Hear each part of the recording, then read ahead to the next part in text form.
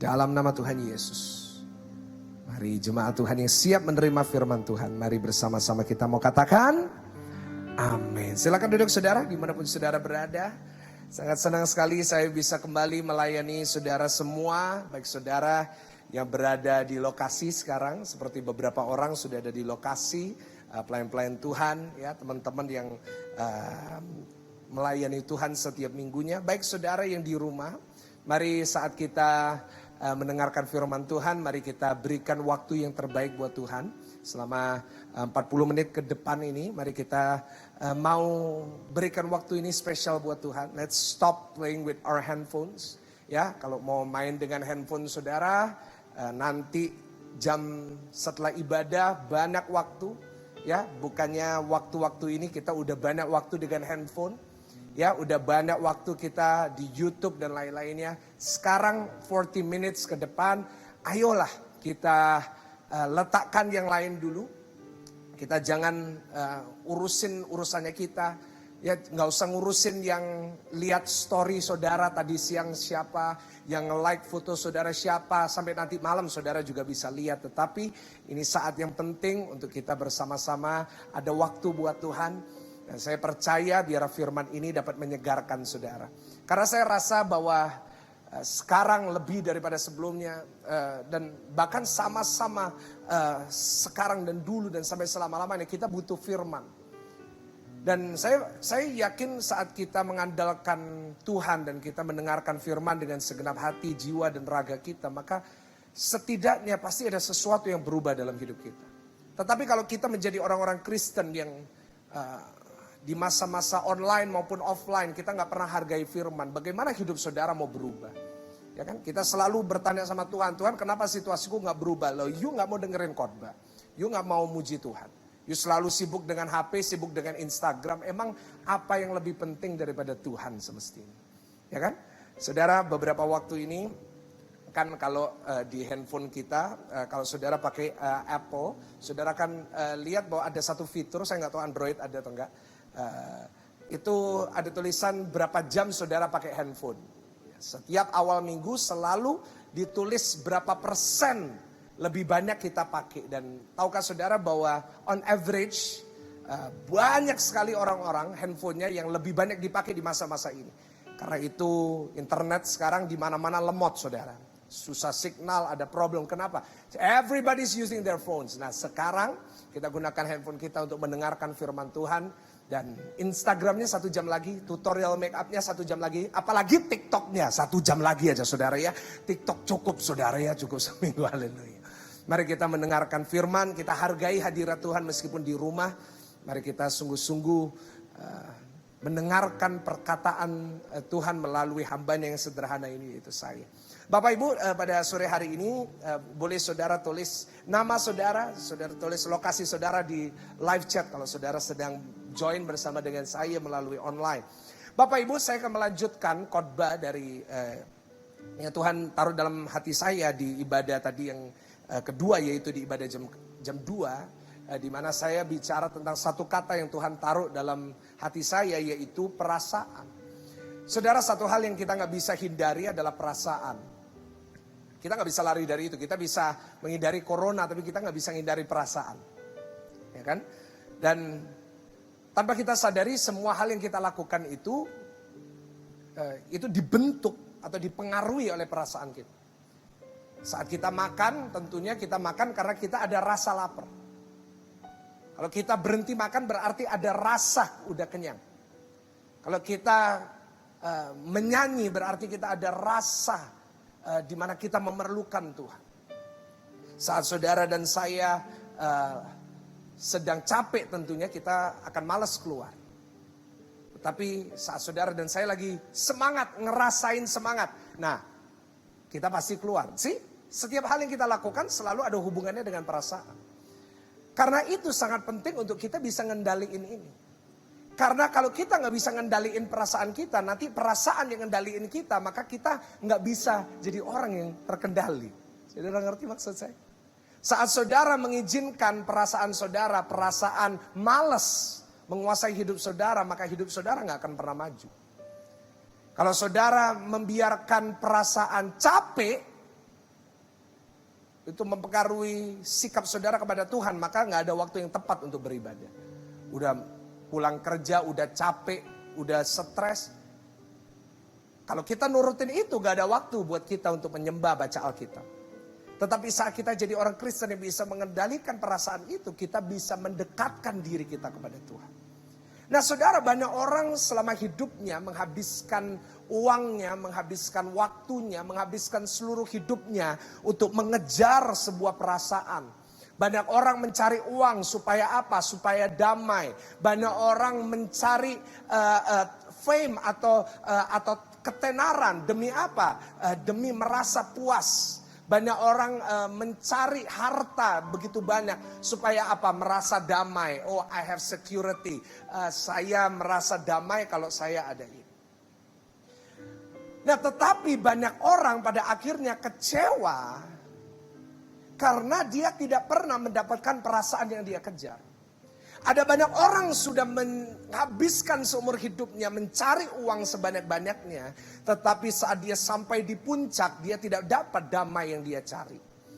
Ada orang menghabiskan hidupnya menjadi orang terkenal, menjadi orang terpengaruh, berpengaruh. Tapi pada akhir hidupnya dia hanya merasakan kekosongan. Dan tidak sedikit orang-orang yang terkenal maupun kaya mereka bunuh diri. Emang kurang uang berapa sih? Emang kurang terkenal apa para artis-artis itu?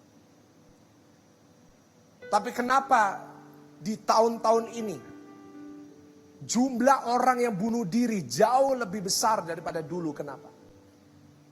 Karena banyak orang seumur hidupnya selalu mencari sesuatu yang bisa mengubah perasaannya tetapi tidak pernah mendapatkan. Ada teman saya baru di WA beberapa hari yang lalu. Seseorang yang saya kenal baru mengambil nyawanya. Bunuh diri. Nggak kelihatan. Ke gereja. Tetapi sebenarnya banyak orang di luar sana merasa kekosongan. Nggak ngerasa damai. Kenapa? Karena dia mencari itu di luar Tuhan. Meskipun tubuhnya ada di gereja. Matanya ada di ibadah online, tetapi dia tidak mengejar Tuhan, tetapi mengejar perasaan. Bapak ibu saudara, saya mau ingatkan. Sebagai orang Kristen, mari hari ini kita belajar untuk mengejar Tuhan dan jangan kejar perasaan. Selama saudara menghabiskan hidup saudara mengejar perasaan, mengejar damai, mengejar kepenuhan, sulit untuk bisa dipenuhi oleh hal-hal duniawi. Tetapi saat saudara mengejar Tuhan, seperti Daud kita kejar hati Tuhan. Kita hanya fokus dan kita hanya menunjukkan hidup kita untuk menyenangkan hati Tuhan. Maka yang namanya damai sejahtera, yang namanya sukacita, yang namanya segala kepenuhan, baik secara rohani maupun jasmani, saudara akan alami dalam hidup saudara. Boleh saudara berikan tepuk tangan buat Tuhan Yesus. Kasih emoji tepuk tangan saudara bagi saudara yang ada di YouTube ya. Emoji supaya saya bisa lihat di HP saya sekarang. Saudara semua lagi tepuk tangan ya. Udah lama sekali saya nggak dengar tepuk tangannya jemaat. Tadi ibadah jam 2. Lumayan banyak pelayan Tuhannya dan tepuk tangannya keras dan itu membuat saya nostalgia saudara ya. Kapan lagi bisa dengar full tepuk tangan dengan luar biasa ya. Saya itu kalau sepi kayak gini ya, ini kapasitas gak sampai 5% ini terisi ini. Saya itu kadang-kadang teringat-ingat sama Natal, kalau malam Natal saudara. Saya beberapa kali ngobrol dengan pelayan-pelayan Tuhan. Kira-kira bisa gak ya tahun ini ada malam Natal kayak tahun-tahun sebelumnya ya. Saudara kalau gak tahu malam Natal kita itu yang datang itu sampai kursi gak cukup. Biasanya kita di Grand City, itu kursinya Grand City Desember kemarin, itu habis ludes kena GSJS. Saudara bisa bayangin. Ya, jadi saya kangen loh. Waduh ribuan, 5.000, 6.000 orang tepuk tangan itu kadang-kadang kita menyia-nyiakan sebagai hamba Tuhan. Dan saya berdoa biarlah wabah ini bisa segera selesai supaya saya bisa ketemu dengan saudara lagi. Ya, dan tentunya saya yakin setelah masa-masa ini saudara lebih semangat untuk mencari Tuhan. Boleh sama-sama katakan amin? Boleh saudara tulis di hashtag semangat supaya sama-sama menyemangati. Hari ini topik khotbah saya sama seperti tadi ibadah jam 2 yaitu living beyond your feelings. Hidup yang melampaui perasaan. Jadi hidup yang tidak dituntun oleh perasaan, tetapi hidup yang dituntun oleh Tuhan tentunya. Dan tadi di ibadah yang pertama saya sudah membahas tentang kekhawatiran. Nah kalau hari ini ada saudara yang sedang khawatir dalam hidup ini, saudara boleh dengerin khotbah yang sudah disampaikan tadi di ibadah jam 2 yang kedua. Tetapi hari ini saya mau membahas yang berikutnya. Saya hari ini membahas 2 perasaan yang seringkali membuat manusia ini menjauh daripada Tuhan. Yang membuat kita ini seringkali mundur secara rohani kita kepada Tuhan. Ya, tadi udah membahas tentang kekhawatiran, saudara boleh dengerin. Dan di sesi yang kedua ini, untuk mengakhiri seri ini, Living Beyond Your Feelings, saya mau membahas tentang satu perasaan lainnya yang sering membuat orang menjauh dari Tuhan. Yang kedua yaitu kekecewaan atau disappointment.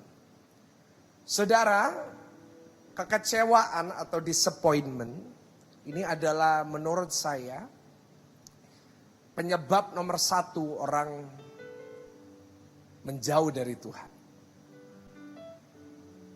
Ada yang lagi kecewa dengan Tuhan? Saya pernah khotbahin beberapa waktu yang lalu, nggak salah di khotbah I'm not okay. Saya katakan it's okay to be honest with God. Nggak masalah kalau kita jujur dengan Tuhan.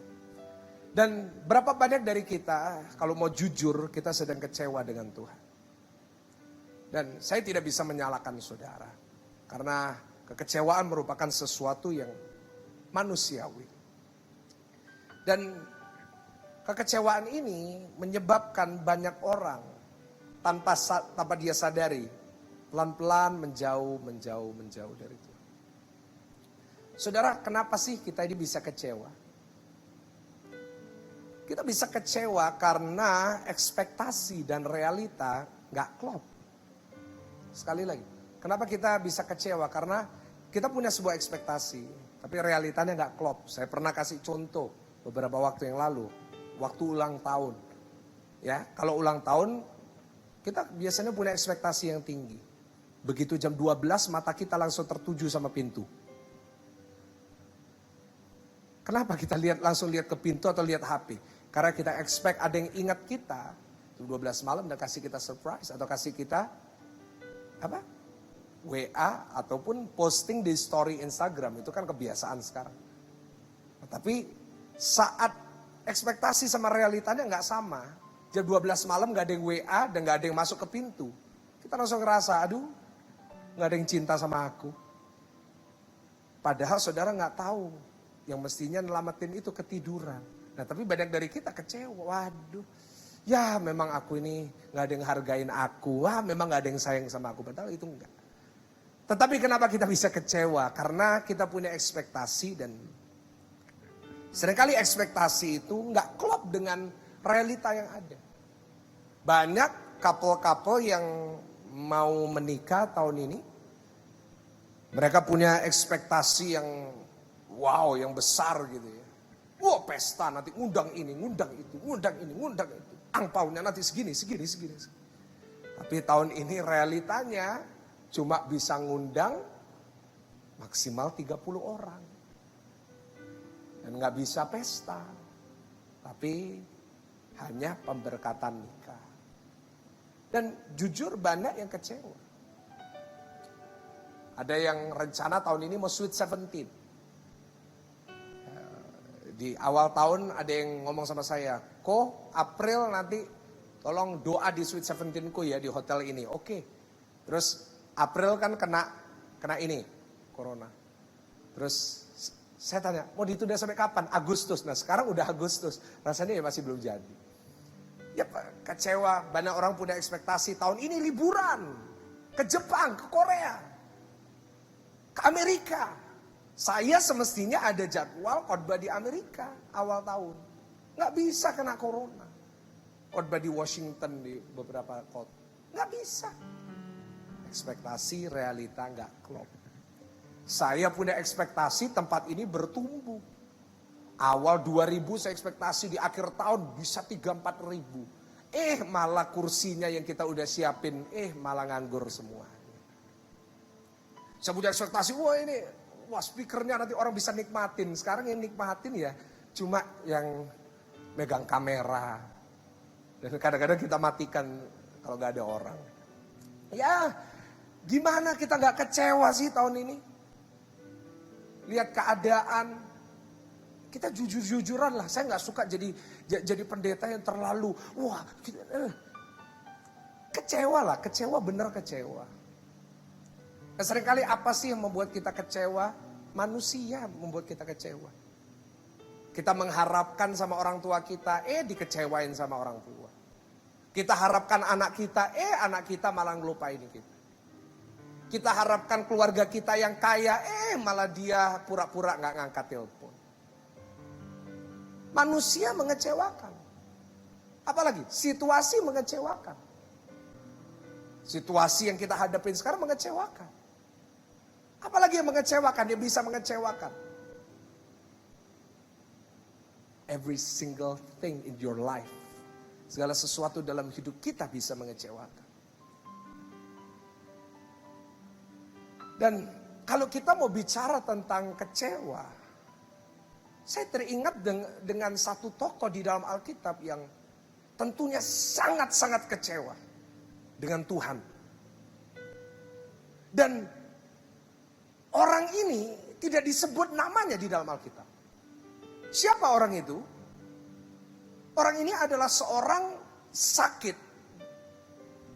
Yang berada di kolam Bethesda selama 38 tahun. Coba kita buka Yohanes 5 ayatnya yang pertama.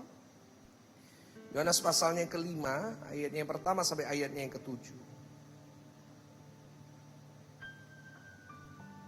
Kita baca sama-sama Yohanes pasalnya yang kelima, ayatnya yang pertama sampai ayatnya yang ketujuh.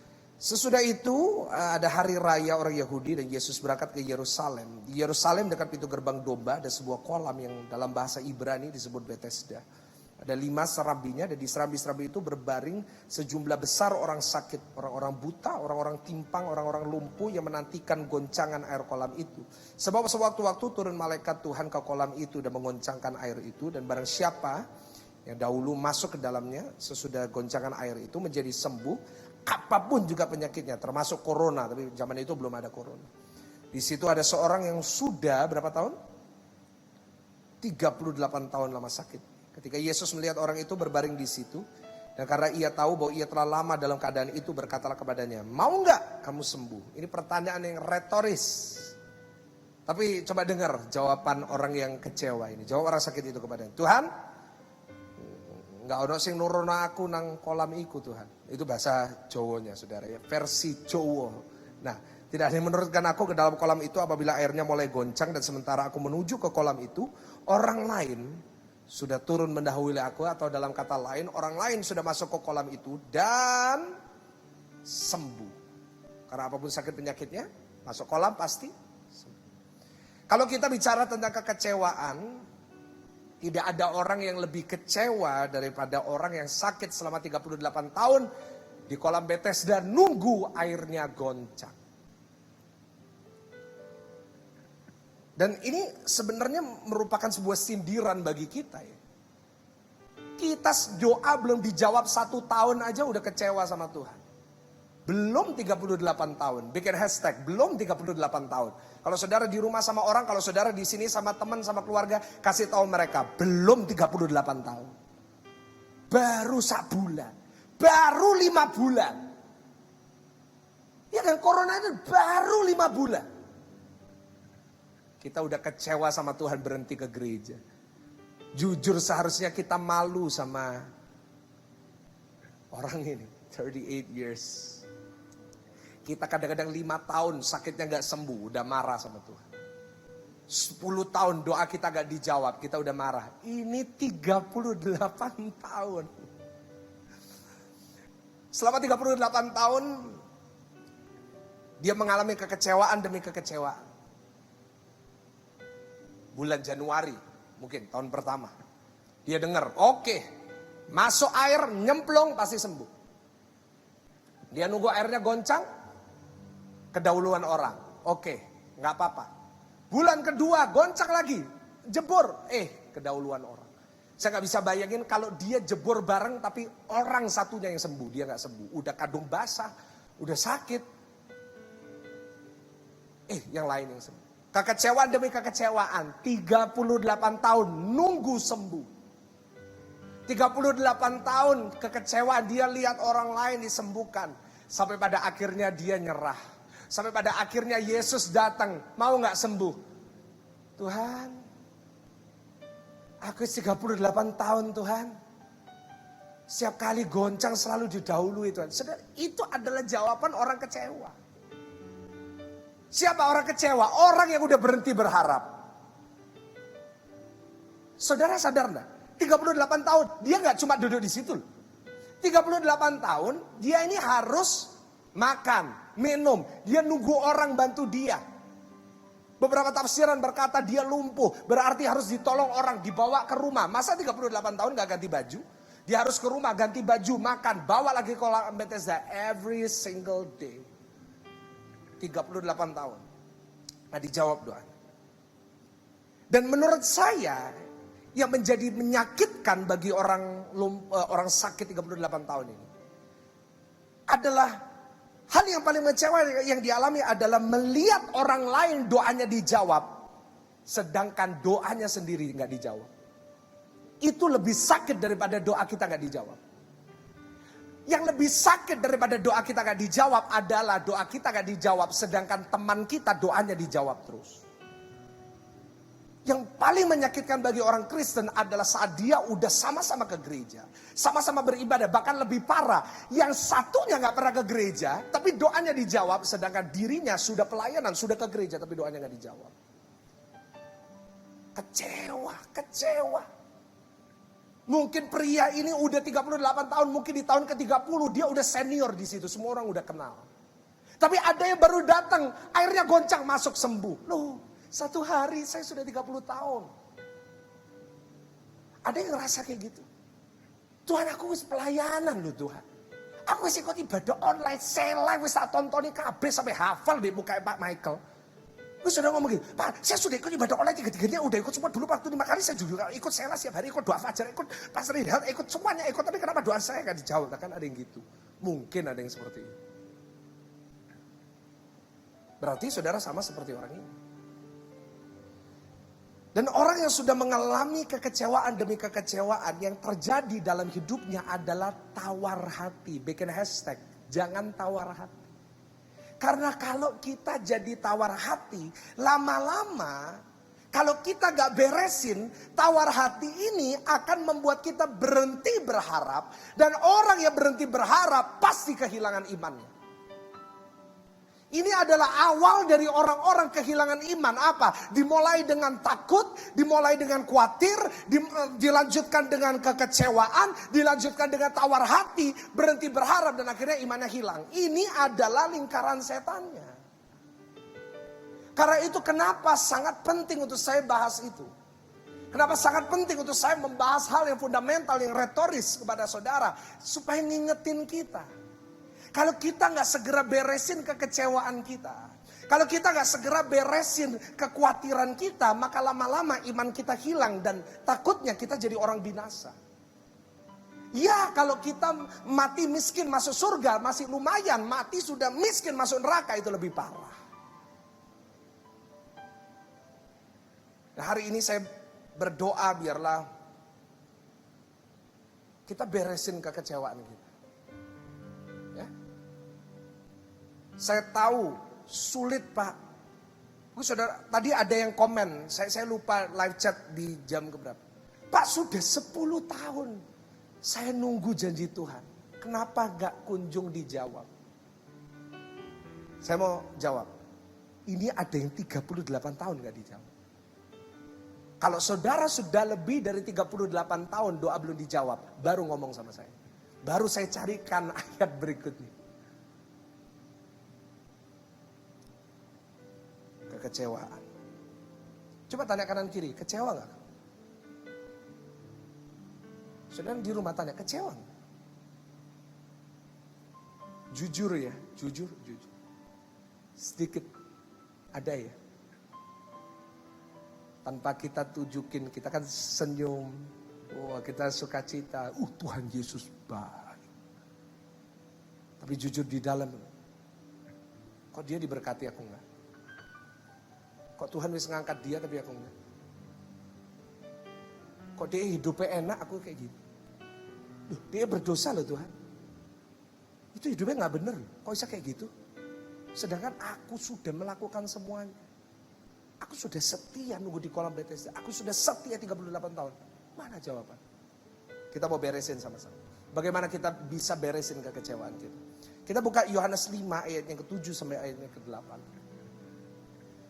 Yohanes 5 ayatnya ke-7 sampai ayatnya yang ke-8. Jawab orang sakit itu kepadanya, Tuhan, tidak ada orang yang menurunkan aku ke dalam kolam itu apabila airnya mulai goncang dan sementara aku menuju ke kolam itu. Orang lain sudah turun mendahului aku. Ayat berikutnya. Kata Yesus kepadanya, bangunlah, angkatlah tilammu dan berjalanlah. Saudara, yang pertama, saya mau berikan rahasianya kalau saudara mau beresin kekecewaan. Rubahlah fokus saudara. Itu yang pertama. Bikin hashtag, ubah fokus kita.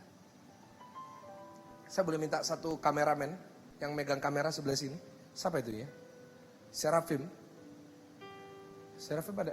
Kalau nggak ada satu kameramen yang di sini aja. Yusak juga nggak apa-apa, ya nggak apa-apa. Saya mau kasih ilustrasi habis ini. Tolong nyalakan kameranya dan mixernya siap-siap ya. Saudara, sekali lagi saya mau katakan kepada saudara, ubahlah fokus saudara. Saudara, yang paling penting dalam hidup ini sebenarnya bukan betapa besar masalahnya. Tetapi betapa besar fokus kita akan masalah itu. Yusak ke bawah ya. Bawah, habis ini ke bawah. Dan kita akan sama-sama, saya mau kasih ilustrasi kepada saudara semua. Ubah fokus saudara. Saudara, seringkali masalah kita yang kita hadapi itu tidak terlalu besar. Tetapi yang jadi masalah adalah fokus kita saat kita menghadapi masalah itu. Saudara, dikatakan tadi di ayatnya bahwa dikatakan Yesus berkata, bangunlah, angkatlah tilammu dan berjalan. Coba buka ayatnya lagi, ayatnya ke-8, ayat 8. Ini dikatakan, kata Yesus kepadanya, bangunlah, angkatlah tilammu dan berjalanlah. Oke? Sekarang pergi ke kameranya Yusak. Ini non scripted. Ini saya nggak latihan. Ke kamera samping. Nah, udah nyala belum ini? Nah, mana saya? Lihat ke saya dong. Ngapain lihat? See? Saudara bisa lihat saya meskipun nggak fokus. Ini. Nah, saudara, saya sama handphone ini fokusnya caranya gini. Nah, see? Saudara, saya sama handphone ini diputer ini, yes. Nah, saya sama handphone ini, Azaria mungkin bisa bantu ya, fokus. Nah, ini nggak apa-apa saudara. Ini yang megang belum pengalaman. Nah, sekarang ini yang pengalaman Azaria. Nah, oke. Nah, good, yes. Nah, ini. Wow, brewok saya udah tebel. Oke, haleluya. Oke, ya saudara lihat handphone ini sama badan saya gede mana? Tentunya gede badan saya, karena badan saya gede banget. Karena sudah 95 kilo sampai hari ini. Nah, tetapi saat saya taruh HP ini di depan lensa ini, maka ukuran dari handphone ini menjadi lebih besar daripada badan saya, sehingga menutupi, sehingga saudara gak bisa lihat apa-apa. Ini bukan kameranya rusak, tapi saudara sedang melihat handphone ini dan tidak melihat saya. Itu pentingnya fokus, kembali ke kamera. Itu adalah pentingnya fokus kita kepada Tuhan. Saudara lihat ilustrasi tadi. Handphone ini begitu kecil. Setuju dengan saya? This is a very small handphone. Dibandingin badan saya gak tahu berapa ratus kali lebih besar. Tetapi saat saya taruh HP kecil ini, fokuskan di depan lensa. Semakin kamera ini fokus kepada ini, semakin saya mulai menghilang. Itulah masalah yang kita hadapi seringkali. Kita begitu fokus sama masalah kita yang begitu kecil. Sampai kita ini lupa bahwa Tuhan yang memegang hidup kita itu lebih besar daripada masalah itu. Amin, saudara. Bapak Ibu, kalau kita baca tadi ayat yang ke-8 sekali lagi. Sangat lucu bagaimana Tuhan Yesus menyuruh orang ini bangun. Dan tidak hanya bangun, tetapi disuruh bangun. Disuruh apa? Angkat tilammu dan berjalanlah.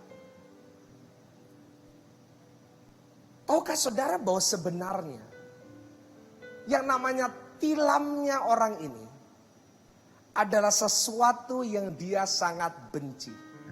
Kok bisa gitu? Tilam itu apa? Tilam itu kasur.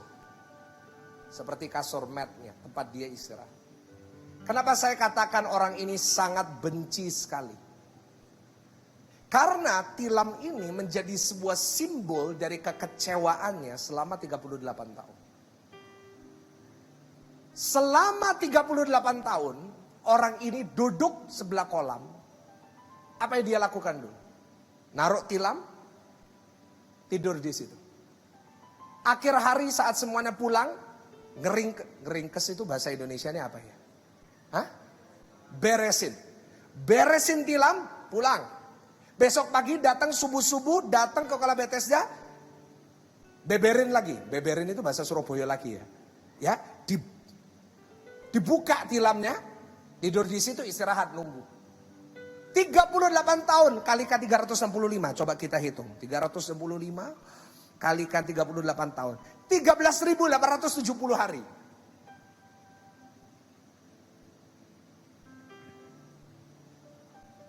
Buka tilam, beresin tilam. Buka tilam, beresin tilam. Buka tilam, beresin tilam. Buka tilam, beresin tilam. 38 tahun. Tilam ini menjadi pengingat atau menjadi simbol bahwa dia tidak akan pernah sembuh.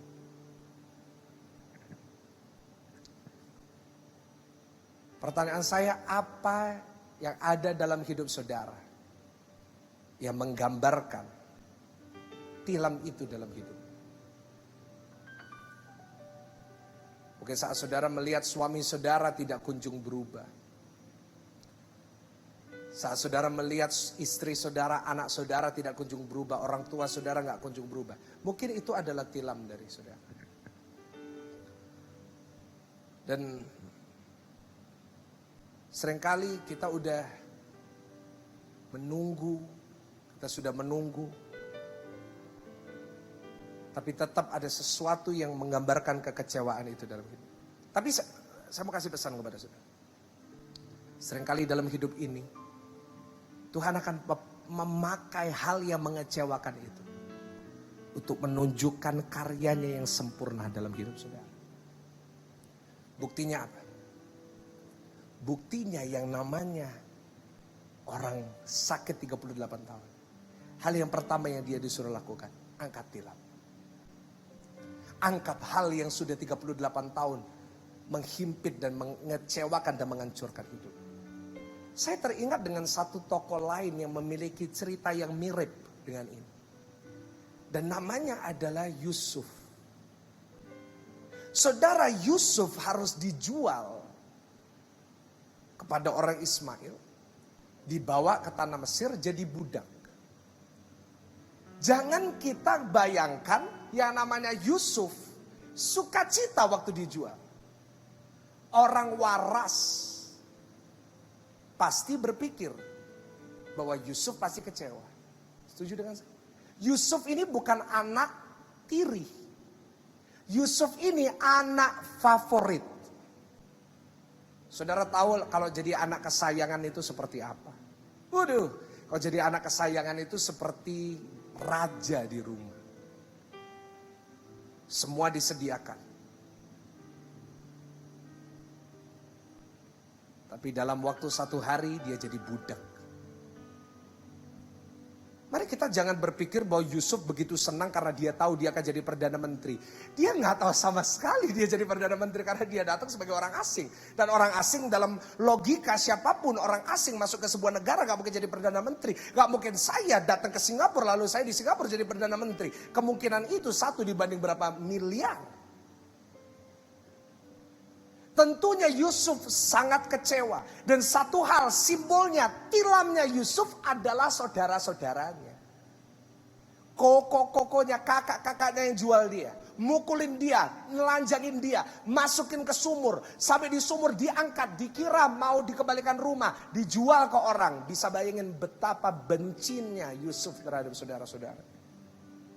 Betapa kecewanya dia sama saudara-saudara. Setiap kali dia ingat sama saudara-saudaranya, dia benci banget. Dan beberapa tahun kemudian, dia jadi Perdana Menteri. Dan siapa yang datang ke istananya? 10 orang yang nelanjangin dia dan jual dia. Ada kesamaan loh di antara dua cerita ini. Yang satu disuruh mengangkat tilamnya yang dia benci itu. Yusuf disuruh bertemu dengan saudara-saudaranya yang menjual dia. Buat apa? Apakah ini sebuah kebetulan? Dalam Tuhan gak ada yang kebetulan. Coba buka Kejadian 45 ayat yang pertama sampai ayat yang ke-7. Kejadian 45 ayat yang pertama sampai ayat yang ke-7. Sama-sama kita mau baca sama-sama dengan keras. Ketika itu Yusuf tidak dapat menahan hatinya lagi di depan semua yang berdiri di dekatnya, lalu berserulah ia, suruhlah keluar semua orang dari sini. Maka tidak ada seorang pun yang tinggal di situ bersama-sama Yusuf ketika ia memperkenalkan dirinya kepada saudara-saudara. Setelah itu menangislah ia keras-keras sehingga kedengaran kepada orang Mesir dan kepada istana Firaun. Yusuf berkata kepadanya, "Akulah Yusuf. Masihkah hidupkah Bapak?" Tapi saudara-saudaranya nggak dapat menjawabnya karena mereka takut dan gemetar menghadapi dia. Ia dijual kok, ditelanjangin kok. Lalu kata Yusuf kepada saudara-saudaranya, "Come here, marilah mendekat." Maka mendekatlah mereka, katanya, "Akulah Yusuf saudaramu yang kamu jual ke Mesir. Tapi sekarang janganlah bersusah hati dan janganlah menyesali karena kamu menjual aku ke sini. Sebab untuk memelihara kehidupanlah Allah menyuruh aku mendahului kamu. Karena telah 2 tahun ada kelaparan dalam negeri ini dan selama 5 tahun lagi orang tidak dapat membajak." Ayat 7 lihat. "Maka Allah telah menyuruh aku mendahului kamu untuk menjamin kelanjutan keturunanmu di bumi ini. Dan untuk memelihara hidupmu sehingga sebagian besar daripadamu tertolong." Ayat 8, lanjut ayat yang ke-8, ini bagus ya. "Jadi bukanlah kamu yang menyuruh aku ke sini, tetapi Allah. Dialah yang telah menempatkan aku sebagai bapa bagi Firaun dan tuan atas seluruh istananya. Dan sebagai kuasa atas seluruh tanah Mesir." Apa kesamaan dari dua cerita ini? Satu, Yusuf berhadapan dengan 10 saudaranya. Di sisi yang lain, orang 38 tahun ini dengan tilamnya. Apa kesamaannya? Kesamaannya adalah Tuhan memakai apa yang terlihatnya mengecewakan dan menghancurkan. Dan Tuhan menunjukkan kepada Yusuf dan kepada orang ini bahwa Tuhan bisa memakai apa yang didesain untuk mengecewakan, menghancurkan saudara. Tetapi Tuhan bisa pakai itu untuk kebaikan saudara. Boleh saudara berikan tepuk tangan yang paling meriah, yang paling dahsyat. Saudara di rumah bikin emoji di situ. Tuhan bisa pakai itu. God can use anything untuk mengubah apa yang iblis rencanakan untuk kejahatan, untuk kehancuran, untuk kekecewaan. Tuhan bisa mengubah itu menjadi kebaikan buat saudara dan saya yang percaya kepada Tuhan. Saya ingin katakan situasi kita tidak pernah merubah status Tuhan sebagai Bapa yang baik. Sekali lagi saya mau ulang. Kenapa saya ngomong ubah fokus kita? Kenapa saya kasih ilustrasi itu? Karena sebenarnya situasi kita tidak merubah status Tuhan sebagai Bapa yang baik. No.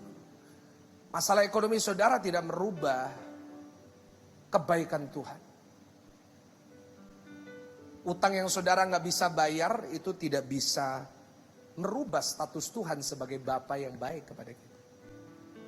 Saudara boleh ngalamin masalah, tetapi Tuhan tetap baik. Boleh katakan amin? Bikin hashtag Tuhan tetap baik. Dia gak pernah berubah. Saat saudara gak punya uang, apakah dia Bapak yang jahat? No, dia tetap Bapak yang baik. Saat saudara hari ini sakit berbaring di rumah sakit, apakah Tuhan berarti jahat? Tuhan tidak pernah berubah jahat.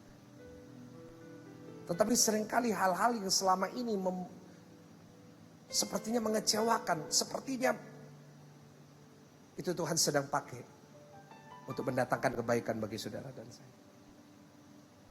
Karena itu hari ini mari kita belajar untuk tidak fokus sama masalah. Seperti ilustrasi saya tadi. Jangan fokus sama hal handphone yang kecil, masalah yang kecil. Fokuslah kepada Tuhan yang besarnya. Saudara, saat orang sakit di Bethesda itu fokus kepada apa yang Yesus suruh. Apa yang Yesus katakan.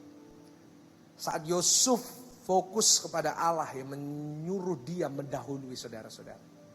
Kekecewaan itu hilang seketika. Ya gak sih? Saudara pikir kira-kira yang 38 tahun sakit dan disembuhkan, kira-kira dia kecewa. Itu hilang semua. Kira-kira Yusuf yang dijual, kira-kira dia tetap kecewa? Enggak, dia enggak kecewa. Kenapa? Karena dia mulai merubah fokusnya. Yusuf bukan menyalahkan mereka, tetapi Yusuf berfokus kepada Tuhan yang menyuruh, yang mengizinkan saudara-saudara menjual dia. Hari ini tetap fokus sama Tuhan. Jangan fokus sama masalahnya, jangan fokus sama manusianya yang mengecewakan. Saudara, saya sempat kecewa dengan seseorang yang merupakan hamba Tuhan, tetapi pada saat saya mau jadi pendeta, saya tinggalin sekolah kedokteran saya. Orang tersebut dudukin saya dan bilang ke saya, gak usah jadi pendeta lah. Kamu gak akan bisa jadi kayak papamu. Enakan jadi dokter, soge jadi dokter. Jadi pendeta, mau makan apa? Jujur saya sempat kecewa dengan perkataan dari seseorang ini yang merupakan hamba Tuhan juga. Dan pada saat itu saya sangat kecewa sekali karena why would you discourage me like that? Saat saya sudah mengambil keputusan, saya sudah ninggalin, kenapa sekarang gak malah nyemangatin, malah jatuhin? Malah ngancurin semangat saya, ngancurin harapan saya. Dan saya sangat kecewa. Tapi beberapa waktu yang lalu saya bertemu dengan orang ini. Dan orang ini bilang, kapan aku bisa diundang khotbah di gerejamu yang di Pakuwonmo? Di saat itu juga kekecewaan saya hilang. Kenapa? Hari ini orang yang sama yang bilang saya tidak akan pernah bisa menjadi hamba Tuhan, hari ini meminta untuk khotbah di tempat di mana saya gembala. Saya jadi gak kecewa. Dan saya tahu Tuhan pakai orang itu untuk membuat saya semakin semangat, untuk semakin fokus sama Tuhan dan bukan fokus kepada diri saya. Dan itu yang membuat saya bisa bertahan sampai hari ini.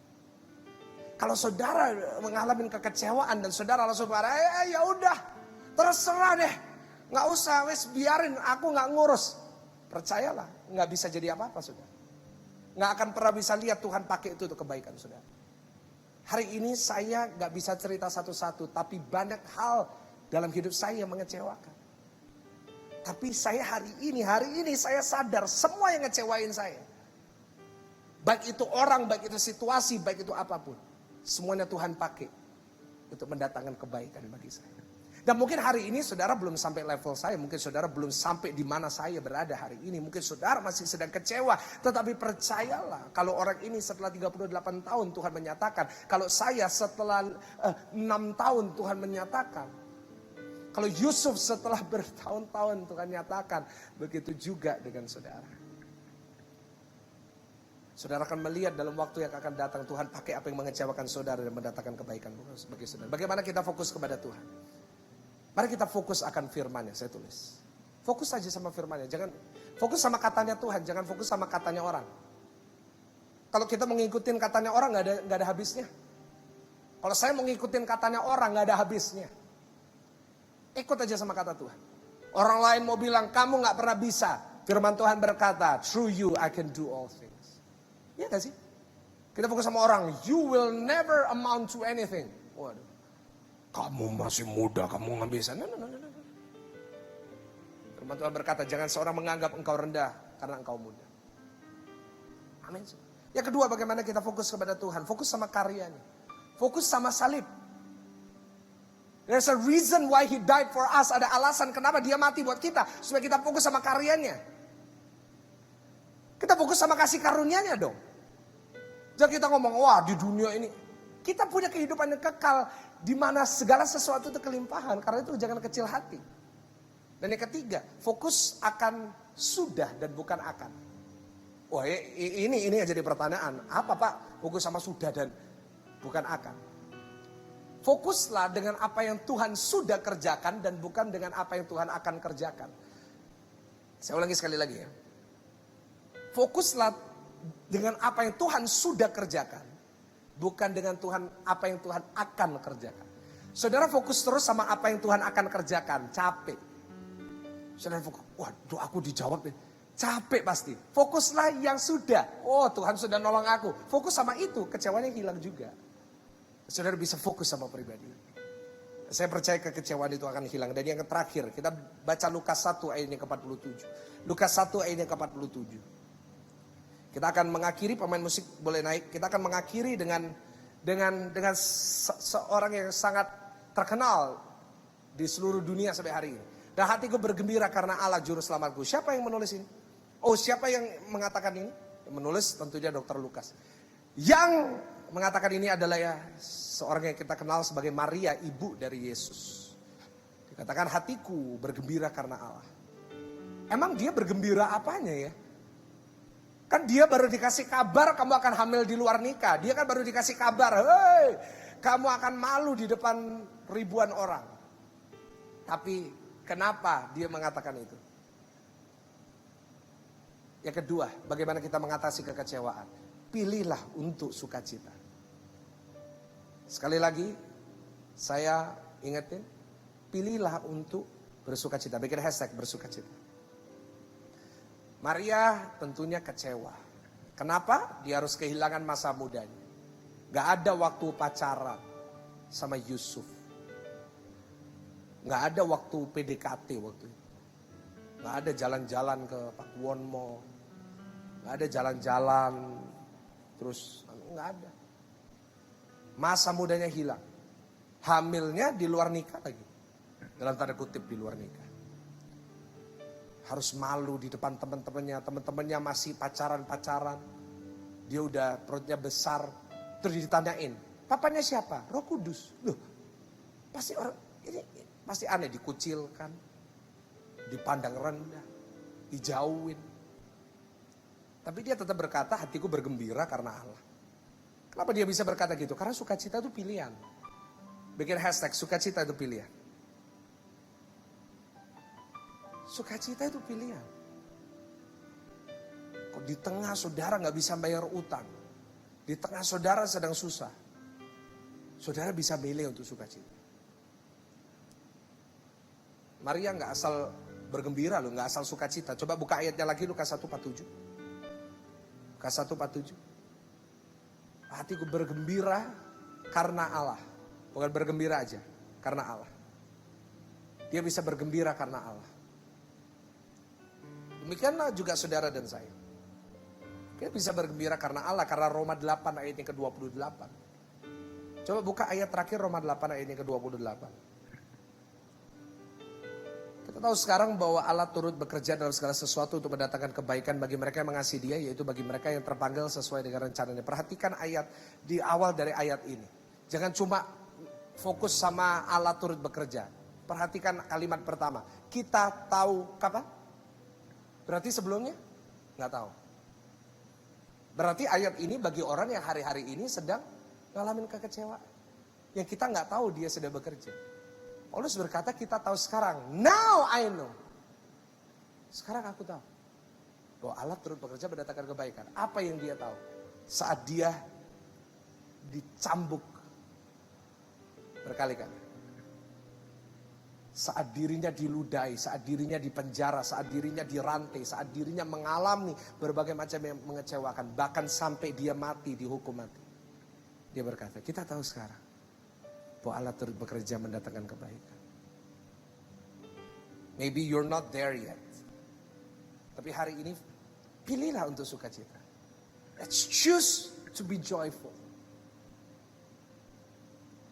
Mari saudara yang di rumah, berikan senyuman yang termanis buat kanan kiri saudara. Kalau saudara sendirian gak usah, nanti dipikir orang saudara lagi. Just smile to someone, just choose to be happy. Sukacita adalah pilihan yang tepat. Dikatakan hati yang gembira adalah obat, tidak dikatakan obat apa. Hati yang gembira kalau tidak disebut, kan cuma disebut obat yang manjur. Berarti juga bisa dikategorikan hati yang gembira adalah obat tidur bagi yang gak bisa tidur. Hati yang gembira adalah obat kecewa bagi yang lagi kecewa. Wih. Hati yang gembira adalah obat kolesterol. Oh enggak, kalau obat kolesterol ada sendiri saudara. Obat diabetes ada sendiri. Hati yang gembira adalah mungkin obat COVID yang hari ini belum menemukan jawaban. Saudara lagi di rumah sakit, saya tahu ada dari saudara yang lagi ikut dari rumah sakit. Saudara lagi berjuang melawan ini. Tetap bersukacita. Amin. Gak usah ngasihani diri saudara sendiri, gak ada gunanya. Tetap bersukacita. Dengerin praise and worship. Sukacita, dengerin firman. Dan saya percaya Tuhan akan menunjukkan bahwa apa yang iblis bentuk untuk menghancurkan saudara, Tuhan akan ubah menjadi kebaikan bagi saudara dan saya. Amin.